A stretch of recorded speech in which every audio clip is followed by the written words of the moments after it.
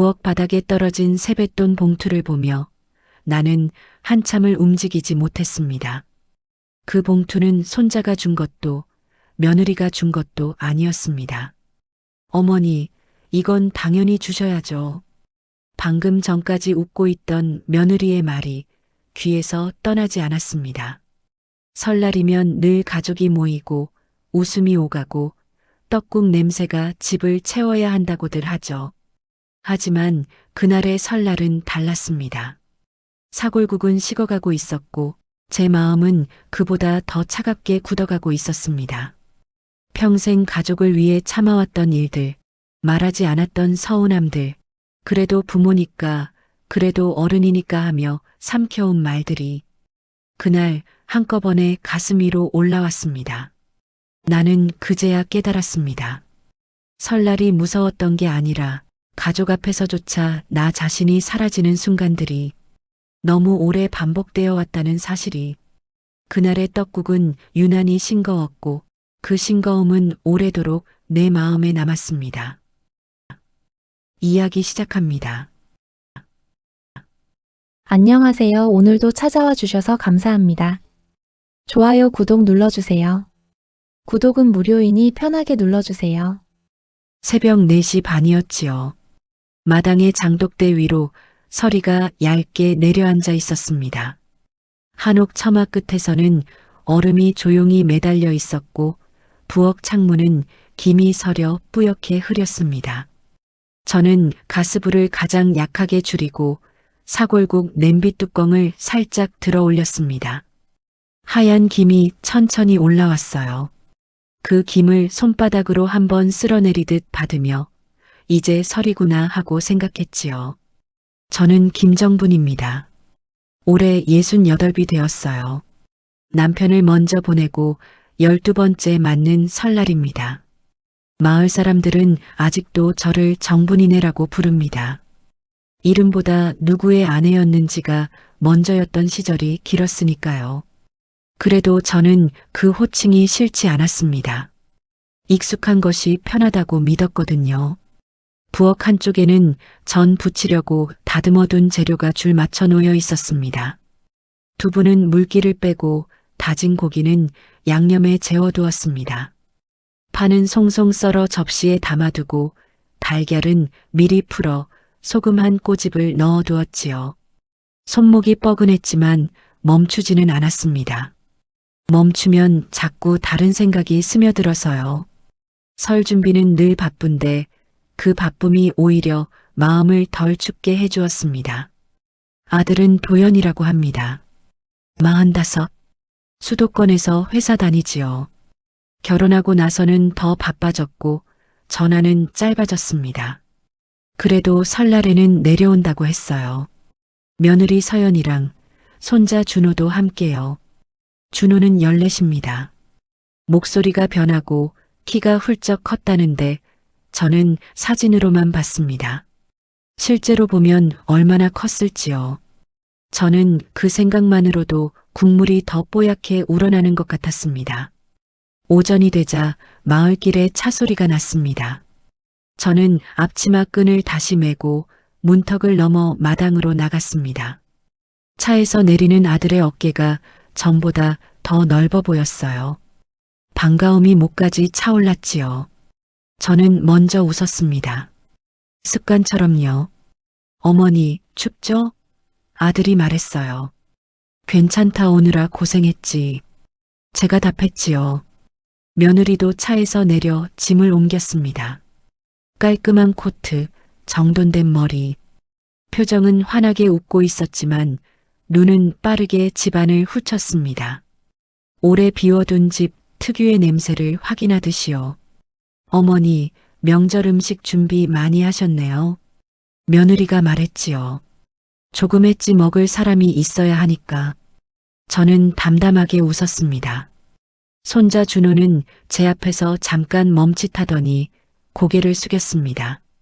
어색한 인사가 귀엽기도 하고 마음 한구석이 시큰하기도 했어요. 저는 준호의 손등을 조심스럽게 잡았습니다. 손이 따뜻했지요. 할머니, 안녕하세요. 준호가 말했어요. 그래, 우리 준호. 많이 컸구나. 저는 그 말밖에 못했습니다. 집 안으로 들어오자 공기가 갑자기 달라졌습니다. 사람이 들어오면 집이 살아나는 법이지요. 하지만 그 살아남이 늘 따뜻한 건 아니었습니다. 아들은 거실에 앉자마자 휴대폰을 확인했고 며느리는 주방을 한 번 더 둘러보았습니다. 저는 그 사이를 바쁘게 움직였습니다. 손님을 맞는 듯, 가족을 맞는 듯, 그 경계가 어딘지 모르게요. 점심 밥상은 꽤 정갈하게 차려졌습니다. 떡국, 전, 나물, 생선. 저는 준호 그릇에 떡국을 조금 더 떠주었습니다. 준호가 숟가락을 들고 한 입 먹더니 작게 웃었습니다. 할머니, 맛있어요. 준호가 말했지요. 저는 그 말에 마음이 한번 풀렸다가 다시 조여드는 걸 느꼈습니다. 그래, 이 한마디면 됐다고 스스로를 달래는 버릇이 아직 남아있어서요. 식사 내내 저는 크게 말하지 않았습니다. 원래 말이 많은 성격이 아니기도 했고 가족 앞에서 더 조심스러워졌지요. 잘 지내는지, 회사는 어떤지, 아픈 데는 없는지, 묻고 싶은 게 많아도 문장 끝에서 멈추게 됩니다. 괜히 민폐가 될까 봐요. 저는 늘 그렇게 살아왔습니다. 먼저 참고, 먼저 접고, 먼저 미안해하는 쪽으로요. 그런데 그날 식탁 위에 놓인 귤 접시가 반쯤 비었을 때였습니다.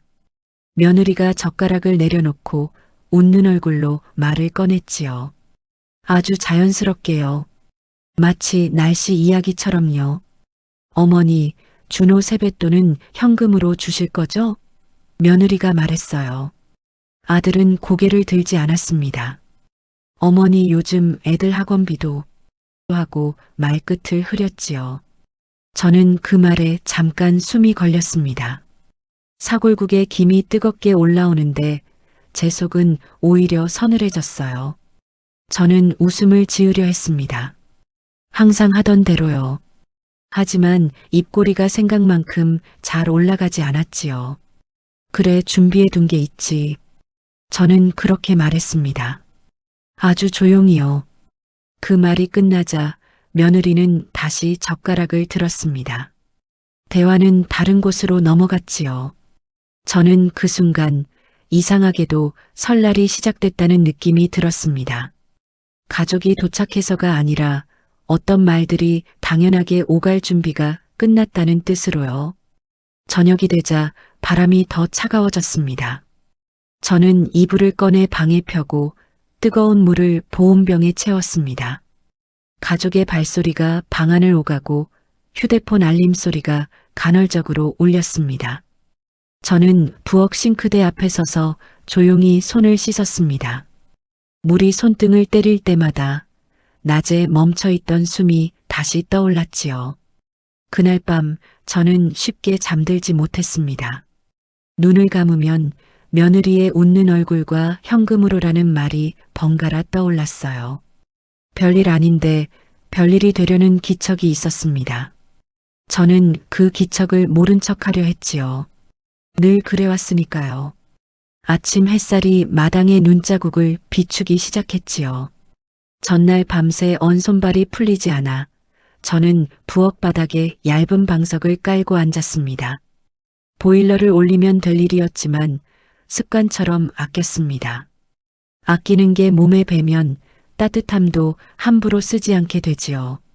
냄비 속 떡국은 한 번 더 끓여야 했고 저는 다시 데워야 했습니다. 저는 기름 두른 팬을 달구며 오늘도 설날은 설날답게를 지키려 했어요. 거실 쪽에서 아들의 전화 통화 소리가 들렸습니다. 낮고 짧은 목소리였지요. 일 이야기였습니다. 며느리는 준호를 깨우며 커튼을 걷어 올렸고 준호는 이불 속에서 몸을 비틀었습니다. 아이가 크면 크는 대로 바쁘고 어른은 어른대로 바쁘더군요. 저는 그 바쁨 사이에서 늘 조용히 움직이는 사람이었습니다. 식탁을 닦고 반찬을 정리하고 떡국 그릇을 꺼내놓을 때까지도 마음은 괜찮았습니다.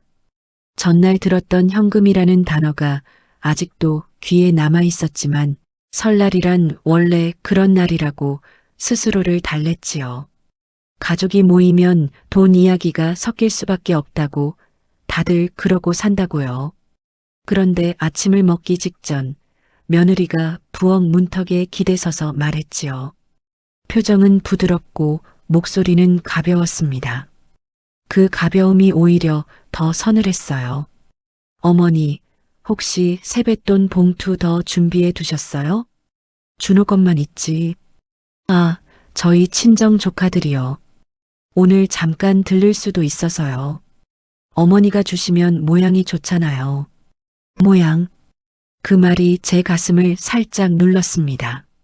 저는 대답 대신 고개를 끄덕였지요. 모양이라는 단어 앞에서는 늘 말이 짧아집니다.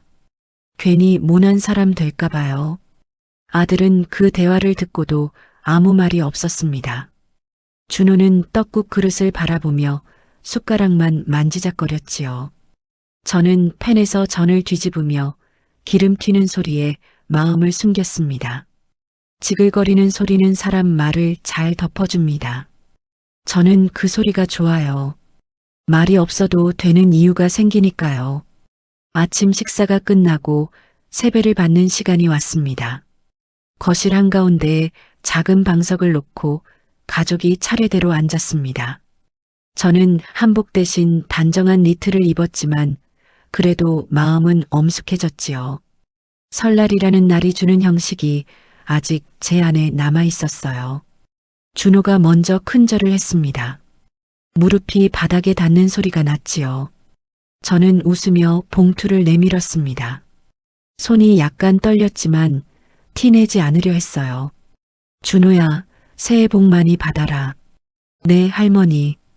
그 다음 아들과 며느리가 절을 했습니다. 아들은 어색하게 웃었고 며느리는 절을 마치자마자 곧바로 허리를 세웠지요. 저는 준비해둔 봉투를 꺼냈습니다. 봉투는 3개였습니다. 준호, 도연, 서연. 늘 그렇게 했으니까요. 봉투를 건네는 순간 며느리가 봉투를 받으며 아주 자연스럽게 말했습니다. 어머니, 올해는 조금만 더 챙겨주시면 안 될까요? 무슨? 준호 학원비가 올랐어요. 그리고 이번에 노트북도 필요하대요. 중학교 올라가면 과제도 많고 어머니도 아시잖아요. 저는 봉투를 놓친 듯 손이 허공에 잠깐 멈췄습니다. 며느리는 웃고 있었지만 웃음은 상냥한 요구였습니다. 요구가 상냥하면 거절하는 쪽이 더 나쁜 사람이 되지요. 저는 그걸 너무 오래 배워왔습니다. 아들이 그제야 말을 보탰습니다. 목소리는 낮았고 눈은 바닥을 향해 있었습니다. 어머니 요즘 진짜 돈이 많이 들어. 준호도 크고 우리도 대출이 있어서. 대출? 제가 되물었지요. 집 뭐 이것저것. 아들은 말을 흐렸습니다. 저는 그 말이 낯설었습니다. 아들은 늘 괜찮다고만 했습니다. 괜찮다, 잘 산다, 걱정 말라. 그런데 지금은 제 앞에서 돈이 필요하다고 말하고 있었습니다. 설날의 말투로요. 마치 이때가 가장 자연스러운 타이밍이라는 듯이요. 저는 잠깐 웃었습니다. 웃지 않으면 눈물이 먼저 나올 것 같아서요. 내가 준비한 만큼만. 말을 끝내려는데 며느리가 다시 끼어들었습니다. 이번에는 웃음이 조금 얇아졌지요. 어머니, 사실 제가 말씀드리고 싶었던 게 하나 더 있어요. 그 말이 나오자 거실 공기가 아주 얇게 바뀌었습니다. 준호도 눈치를 챘는지 손에 쥔 봉투를 무릎 위에 올려놓고 손가락을 꼼지락거렸지요. 어머니, 통장 예금은 아직 그대로시죠? 그렇지. 그럼 그냥 그대로 두시는 게 좋아요. 나중에 상속 정리할 때 중간에 손 떼면 복잡해져요. 상속? 그 단어가 거실에 딱 떨어졌습니다. 저는 순간 귀가 멍해졌지요. 상속은 아직 먼 이야기라고 생각했습니다. 아니, 먼 이야기여야 한다고 생각했습니다. 그런데 며느리는 그 단어를 너무 쉽게 꺼냈습니다. 마치 장을 어디서 볼지 얘기하듯이요. 아들은 여전히 침묵했습니다. 침묵은 동의와 비슷한 얼굴을 하고 있지요. 저는 아들을 한번 바라봤습니다. 아들은 제 시선을 피했습니다.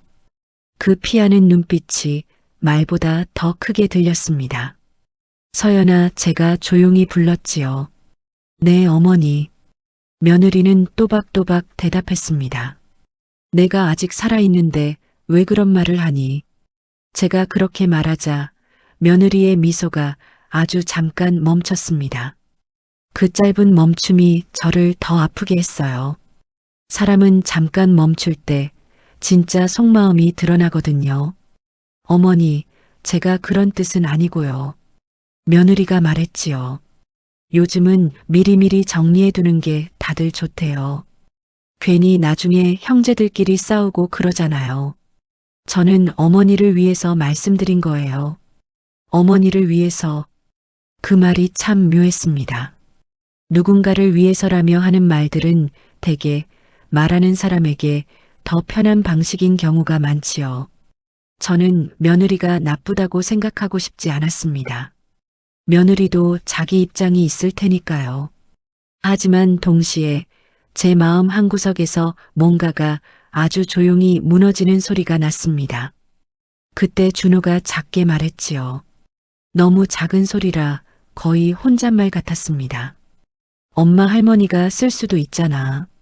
그 말에 며느리가 바로 준호를 쳐다봤습니다. 눈빛이 짧고 단단했지요. 준호는 입을 다물었습니다. 그 장면이 더 아팠어요. 아이가 말하려다가 멈추는 이유를 저는 너무 잘 아니까요. 아들은 급히 분위기를 바꾸려는 듯 말했습니다.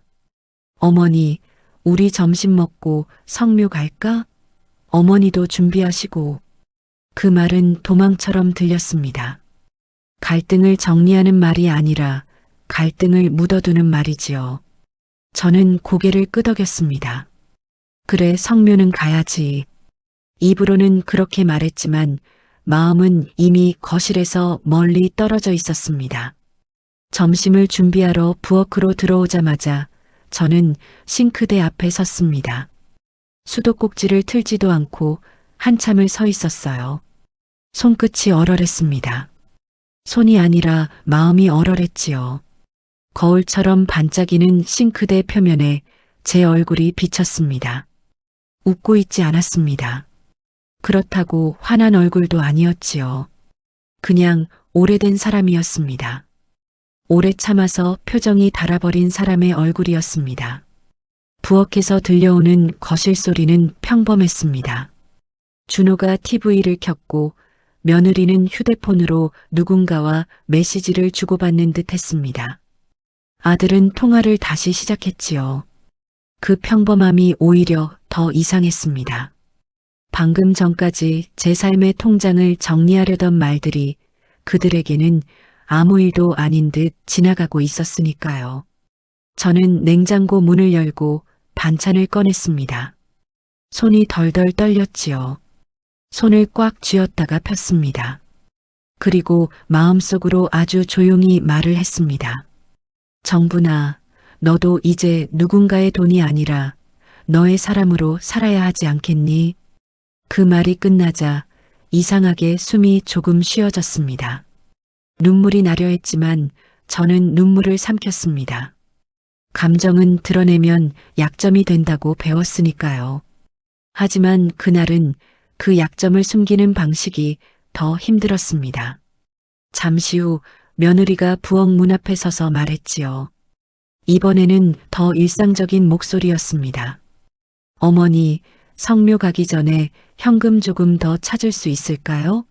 제가 봉투를 깜빡해서요. 그 말에 저는 손에 쥔 접시를 놓았습니다. 접시가 딱 소리를 내며 싱크대에 닿았지요. 그 소리가 제 마음의 문을 두드리는 소리 같았습니다. 저는 며느리를 바라봤습니다. 며느리는 여전히 웃고 있었습니다. 그 웃음이 저를 묶어두는 줄 같았지요. 저는 그 줄을 당장 끊을 용기는 없었습니다. 하지만 그 줄이 내 목을 조이고 있다는 건 분명히 알게 되었습니다. 성묘길은 생각보다 미끄러웠지요. 전날 밤에 내린 눈이 양지바른 곳에서는 녹아 질척했고 그늘진 곳에서는 얼음처럼 단단했습니다. 저는 검은 장갑을 끼고도 손끝이 시렸습니다. 아들은 앞서 걸었고 며느리는 준호의 팔을 잡고 뒤따랐습니다. 저는 그 뒤에서 한 걸음씩 조심히 발을 옮겼지요. 발밑만 보면 마음이 덜 흔들릴 줄 알았습니다. 그런데 이상하게도 오늘은 발밑보다 사람들의 말이 더 미끄러웠어요. 산소 앞에 도착하자 바람이 한번 크게 불었습니다. 솔잎이 흔들리며 사각거렸고 향 냄새가 차갑게 퍼졌습니다. 아들은 제사상을 펴고 며느리는 과일을 놓았습니다. 준호는 손에 든 비닐봉지를 들고 멍하니 서 있었지요. 저는 무릎을 굽혀 흙 위에 잔눈을 손으로 털어냈습니다. 그 순간 남편 얼굴이 떠올랐습니다. 정부나 고생했다며 한 번이라도 말해줬으면 좋았겠다 싶었지요. 그 말은 생전에 들은 적이 거의 없었습니다. 절을 마치고 산에서 내려오는 길, 아들은 전화가 왔다며 조금 앞서 내려갔습니다. 며느리는 준호에게 조심해라고 말하고는 제 옆으로 바짝 다가왔지요. 준호는 자연스럽게 두 사람 뒤로 밀려났습니다. 저는 그 구도가 낯설지 않았습니다. 가족이라는 울타리에서 대화의 중심에 서지 못한 사람은 늘 뒤로 밀려나니까요. 어머니, 며느리가 먼저 입을 열었습니다. 목소리가 낮아졌지요. 응, 아까 현금 말씀드린 거요. 어머니 기분 상하셨으면 죄송해요. 괜찮다. 저는 습관처럼 말했지요. 그런데 며느리는 그 괜찮다를 놓치지 않았습니다. 괜찮다고 하면 더 밀어붙여도 된다고 생각하는 사람들도 있지요. 근데요, 어머니 저는 진짜 현실적으로 말씀드리는 거예요. 현실? 네. 어머니 혼자 계시잖아요. 앞으로 병원비도 들고 집도 관리해야 하고 그러면 어차피 도연 씨가 다 해야 하는데 준비를 좀 해두면 서로 편하잖아요. 서로. 그 단어가 또 나왔습니다. 서로 편하자고 하면서 왜 제 마음은 불편해지는지요. 저는 며느리의 얼굴을 잠깐 봤습니다. 표정은 차분했습니다. 미안함과 단호함이 같이 섞인 얼굴이었어요. 설득하려는 얼굴이지요. 사람을 설득할 때는 상대를 생각하는 척하는 것이 제일 효과가 좋습니다. 어머니, 통장 어디 은행 쓰세요? 그 질문이 너무 구체적이라 저는 순간 발을 헛디딜 뻔했습니다. 발이 아니라 마음이 휘청했지요. 그건 왜? 상속 정리할 때요. 아니, 상속이라기보다는 어머니 혹시 갑자기 아프시거나 입원하시거나 그러면 저희가 알아야 하잖아요.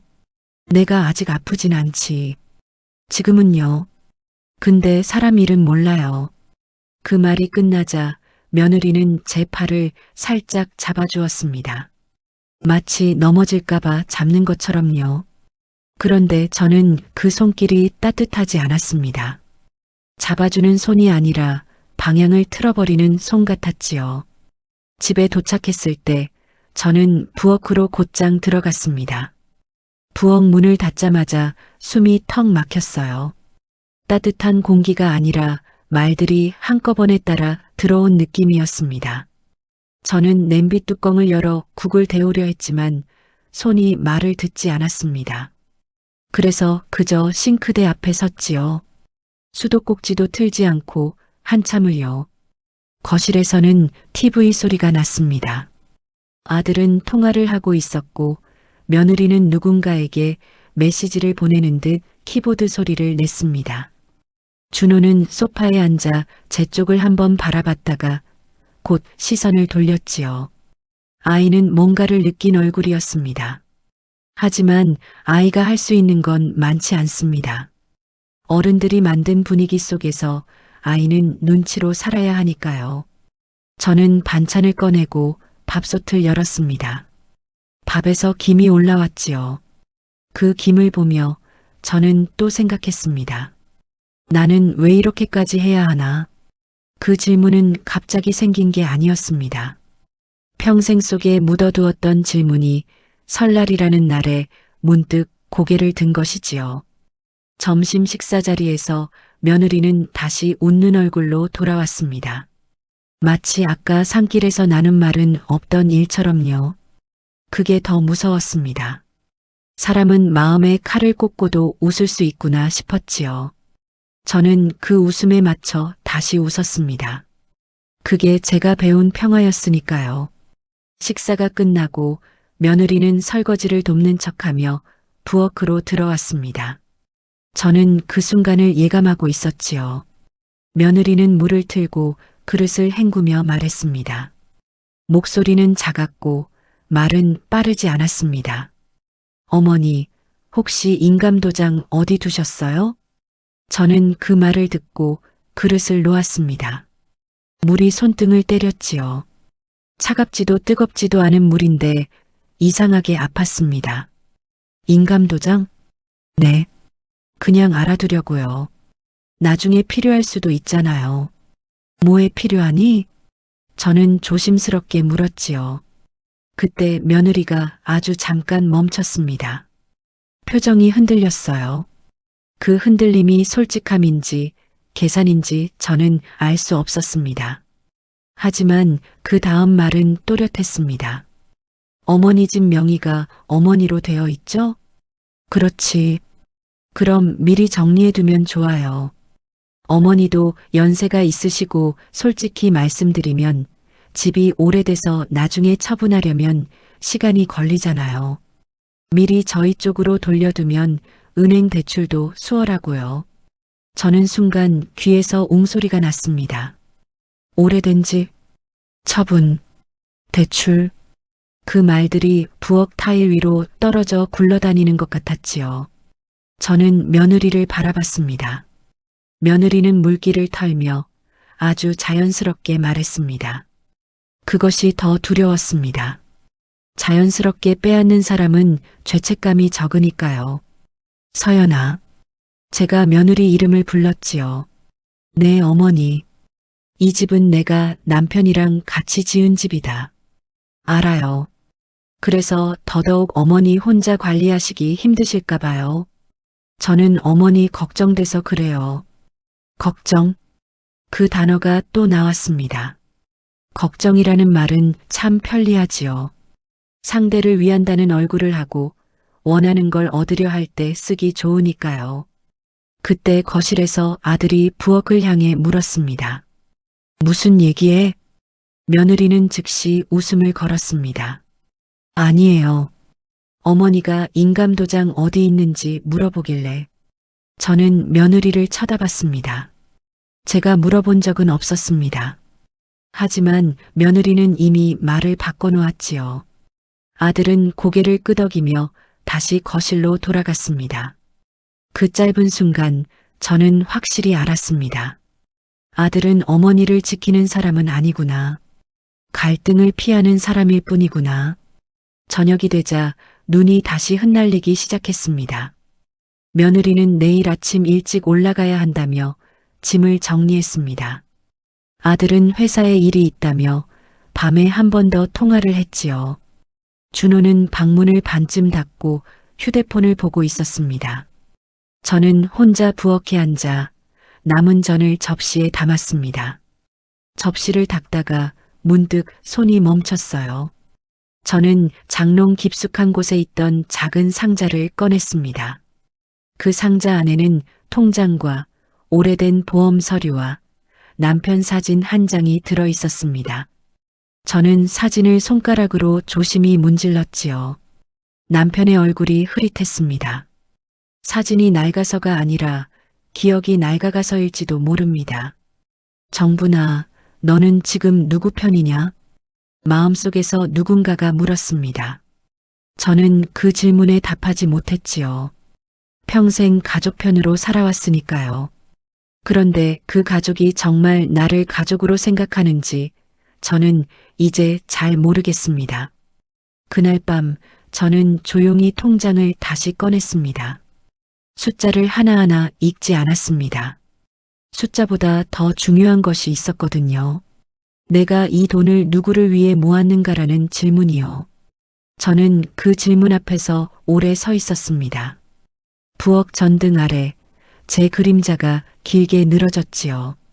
그 그림자는 마치 제 인생 같았습니다. 길고 조용하고 누구에게도 크게 보이지 않는 그림자요. 잠자리에 들기 전 저는 휴대폰을 꺼냈습니다. 화면을 켜고 은행 앱을 한번 눌러봤습니다. 그동안은 잘 안 보던 메뉴를 천천히 눌러봤지요. 비밀번호를 입력하는 손이 떨렸습니다. 떨림은 두려움이었고 동시에 결심이었습니다.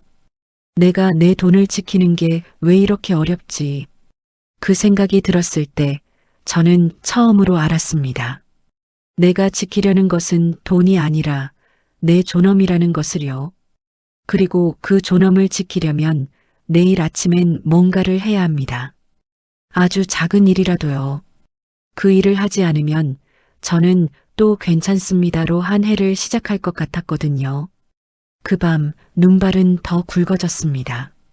마당의 발자국 위로 눈이 덮이기 시작했지요. 사람이 지나간 자리는 금방 지워질 수 있다는 것처럼요. 저는 그 눈을 창문 너머로 바라보며 마음속으로 아주 조용히 다짐했습니다. 내일은 내 발자국을 지우지 않겠다고요. 아침 공기가 전날보다 더 차가웠지요. 창문 아래로 하얀 성에가 얇게 붙어 있었고 마당의 발자국은 밤새 내린 눈에 절반쯤 묻혀 있었습니다. 저는 이불을 걷어내며 한숨을 길게 내쉬었어요. 몸이 무거운 게 아니라 마음이 먼저 눌려 있었지요. 오늘은 뭔가를 해야 한다는 생각이 새벽부터 제 가슴을 톡톡 두드렸습니다. 하지만 동시에 괜히 일을 키우지 말자는 오래된 습관도 따라붙었어요. 저는 그 둘 사이에서 조용히 균형을 잡으려 했습니다. 부엌으로 내려가 불을 켰습니다. 전등이 켜지는 소리가 유난히 크게 들렸지요. 냄비에 물을 올리고 주전자를 데웠습니다. 손은 익숙한 일들을 하며 마음을 진정시키려 했습니다. 그런데 오늘은 손이 자꾸 멈췄어요. 펜을 꺼내다가도 그릇을 꺼내다가도 멈춰서서 거실 쪽을 바라보게 되었습니다. 거실은 아직 조용했습니다. 가족은 자고 있었지요. 그 조용함이 오히려 기회처럼 느껴졌습니다. 말은 조용할 때 꺼내야 들리는 법이니까요. 저는 휴대폰을 꺼냈습니다. 은행 앱을 다시 열었지요. 전날 밤에 눌러봤던 메뉴가 그대로 떠 있었습니다. 계좌 관리, 자동이체, 한도 설정. 그 단어들이 낯설었지만 이상하게도 마음을 단단하게 해줬어요. 내가 내 돈을 내 손으로 다룬다는 느낌이 들었거든요. 저는 천천히, 아주 천천히 비밀번호를 누르고 한도를 낮추는 설정을 했습니다. 그리고 통장과 도장을 상자에 넣어 장롱 깊숙한 곳이 아니라 제가 쉽게 꺼낼 수 있는 서랍으로 옮겼습니다. 작은 행동이었지만 제겐 큰 변화였지요. 잠시 뒤 준호가 방문을 열고 나왔습니다. 눈을 비비며 부엌으로 들어오더니 제 얼굴을 한번 살폈어요. 아이는 어른들의 마음을 생각보다 잘 읽지요. 할머니, 안 주무셨어요? 조금 일찍 깼다. 할머니 어제 엄마가 말한 거 기분 나빴죠? 그 질문이 갑자기 훅 들어왔습니다. 저는 순간 웃으려 했지만 이번에는 웃음이 나오지 않았지요. 대신 아이의 머리 위에 제 손을 얹었습니다. 머리카락이 따뜻했어요. 준호야, 어른들 일은 어른들이 해결할게. 그래도 준호가 말끝을 흐렸습니다. 저는 고개를 끄덕였습니다.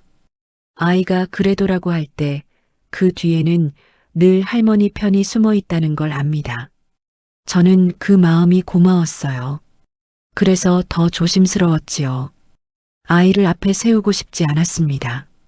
거실에서 문 여는 소리가 났습니다. 며느리 서연이 나왔지요.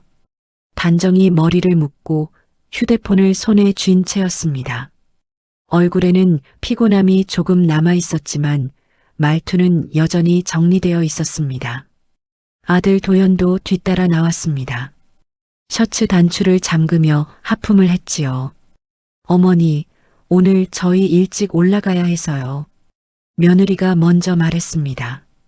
그래, 길 조심해야지. 저는 고개를 끄덕였습니다. 아들은 커피를 한 모금 마시며 제 얼굴을 훑쳤습니다. 제 표정이 평소와 다르다는 걸 느꼈는지 잠깐 멈췄지요. 어머니, 괜찮아? 괜찮지. 제가 말했습니다. 그 말이 끝나자마자 저는 스스로 마음속에서 한 번 더 되뇌었습니다. 괜찮다는 말은 오늘 하지 말자고 했잖니. 그래서 저는 곧바로 덧붙였지요. 괜찮긴 한데 오늘은 이야기를 좀 해야겠다. 그 순간 거실 공기가 달라졌습니다. 아주 얇게요. 며느리는 입술을 다물었고 아들은 커피잔을 내려놓았습니다. 준호도 TV 리모컨을 내려놓고 제 쪽을 바라봤지요. 저는 그 시선들이 무섭지 않게 손을 무릎 위에 가지런히 놓았습니다. 손이 떨릴까 봐요. 떨림을 들키고 싶지 않았습니다.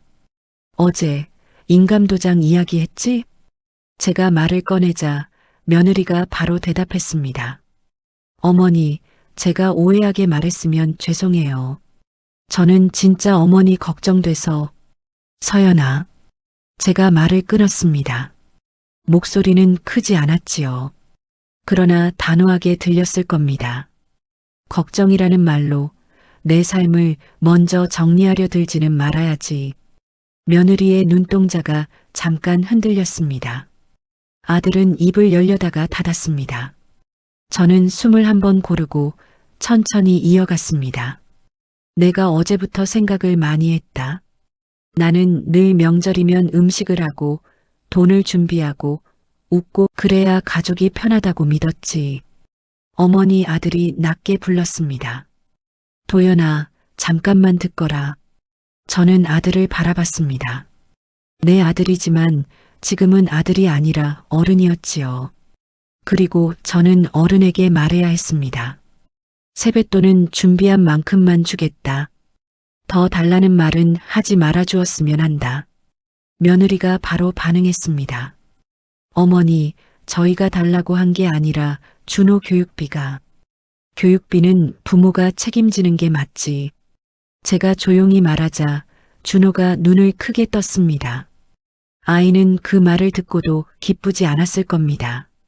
이건 아이를 위한 말이 아니라 경계를 세우는 말이니까요. 아들은 난처한 표정을 지었습니다. 어머니, 너무 딱딱하게 말할 필요는. 그 말을 들었을 때 제 가슴이 순간 뜨거워졌습니다. 저는 화를 내고 싶지 않았습니다. 하지만 딱딱해지지 않으면 제 삶은 계속 흔들릴 것 같았지요. 딱딱하게 말하지 않으면 누가 내 마음을 알아듣겠니? 제가 그렇게 말하자 아들은 입을 다물었습니다. 저는 그 다음 말을 꺼내기까지 잠깐 시간을 두었습니다. 이 말이 나오면 오늘이 정말 달라질 거라는 걸 알고 있었거든요. 그리고 내 통장, 내 집 그건 내 노후 자금이다. 어머니, 저희가 빼앗겠다는 게 아니에요. 며느리가 급히 말했지요. 빼앗는 게 아니라면 왜 인감도장을 물었겠니? 제가 조용히 되묻자 며느리는 더 말하지 못했습니다. 아들은 얼굴이 붉어졌습니다. 서연이가 좀 현실적인 말을 한 거야. 어머니 혼자 계시니까 우리가. 도연아? 저는 아들의 말을 다시 끊었습니다. 내가 할 일은 정리가 아니라 돌봄이지. 돌봄은 내 걸 가져가는 게 아니다. 내가 살아갈 수 있게 돕는 것이지. 그 말이 끝났을 때 거실이 잠깐 조용해졌습니다. TV에서도 소리가 나지 않았고 밖에서도 바람 소리만 들렸습니다. 저는 그 조용함 속에서 제 마음을 한 번 더 확인했습니다. 흔들리지 않으려고요.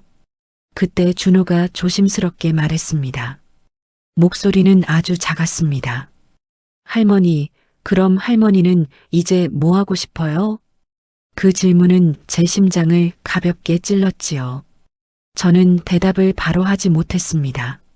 하고 싶은 게 없어서가 아니라 내가 하고 싶은 것이라는 문장을 평생 입 밖으로 꺼내본 적이 거의 없어서요. 저는 잠깐 웃었습니다. 이번 웃음은 억지 웃음이 아니었지요. 나도 여행 가고 싶지. 봄 되면 꽃도 보고 바다도 보고 그리고 병원도 미루지 않고 다니고 싶구나. 며느리는 고개를 약간 숙였습니다. 그 표정이 반성인지 불편함인지 저는 모르지요. 다만 그동안 그녀가 제 삶을 남은 것처럼 취급했던 것이 지금 이 자리에서 멈춰 서기를 바랐습니다. 아들은 길게 한숨을 쉬었습니다. 어머니, 나 미안해. 그 말이 진심인지 상황을 끝내기 위한 말인지도 저는 확신할 수 없었습니다. 하지만 그 말이 나오기까지 아들이 제 눈을 바라봤다는 것만으로도 작은 변화였지요. 사람은 눈을 마주칠 때 비로소 상대를 사람으로 보니까요. 저는 고개를 끄덕였습니다. 미안하면 앞으로 다르게 하면 된다. 짧은 문장이었지만 그 안에는 제가 평생 하고 싶었던 말이 들어 있었지요. 그날 오전 가족은 짐을 챙기기 시작했습니다. 며느리는 부엌에 와서 어머니, 설거지 제가 할게요라고 말했지만 저는 고개를 저었습니다. 지금 필요한 건 설거지가 아니었습니다. 말로 세운 경계를 행동으로도 지켜내는 일이었지요. 차가 출발하기 전 준호가 제게 다가왔습니다. 그리고 갑자기 제 손을 꽉 잡았습니다. 손아귀 힘이 생각보다 단단했지요. 할머니, 다음에 저랑 같이 여행 가요. 그래, 약속이다. 차가 마당을 빠져나가고 골목 끝으로 사라질 때까지 저는 서 있었습니다. 손이 차가워졌지만 이상하게 가슴은 따뜻했지요. 늘 명절이 끝나면 허전함이 몰려왔는데 오늘은 허전함보다 숨이 트이는 느낌이 먼저였습니다. 저는 천천히 집 안으로 들어왔습니다. 거실은 다시 조용해졌고 식탁 위에는 반쯤 마신 커피 잔이 남아 있었습니다. 저는 그 잔을 치우지 않고 잠깐 바라봤습니다. 누군가 다녀간 흔적이지요. 흔적은 늘 지워지기 마련인데 오늘은 지우고 싶지 않았습니다. 제가 처음으로 괜찮습니다가 아니라 안 됩니다를 말한 날이니까요. 부엌으로 가서 창문을 열었습니다.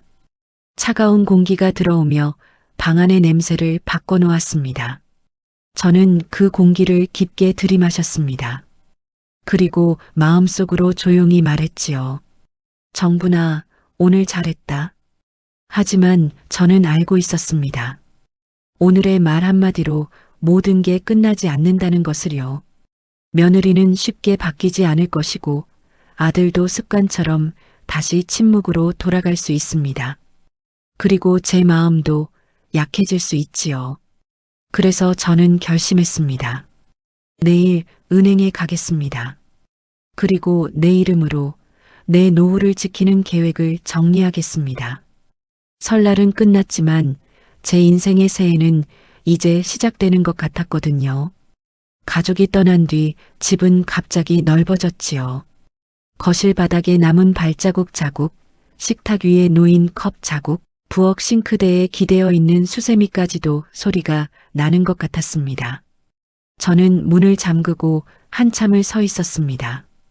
바깥 공기는 차가웠지만 집안 공기는 묘하게 가벼웠어요. 늘 명절 뒤에 찾아오던 허전함과는 다른 느낌이었습니다. 허전한데 숨이 트이는 허전함이었지요. 저는 가장 먼저 부엌부터 정리했습니다. 설거지를 하며 물소리를 들으면 마음이 좀 가라앉았거든요. 접시에 묻은 기름을 닦아내고 행주를 빨아 널고 가스레인지 주변을 닦았습니다. 움직이면 생각이 덜 난다고 믿었는데 오늘은 움직일수록 생각이 더 또렷해졌습니다. 내가 왜 늘 참기만 했을까? 그 질문이 자꾸 돌아왔지요. 그리고 그 질문 끝에는 늘 같은 결론이 붙었습니다. 그래야 가족이 편하니까. 그런데 그 편함이 정말 가족 모두의 편함이었는지 아니면 누군가의 편함만을 위해 내 마음을 깎아낸 건지 이제는 분명해졌습니다.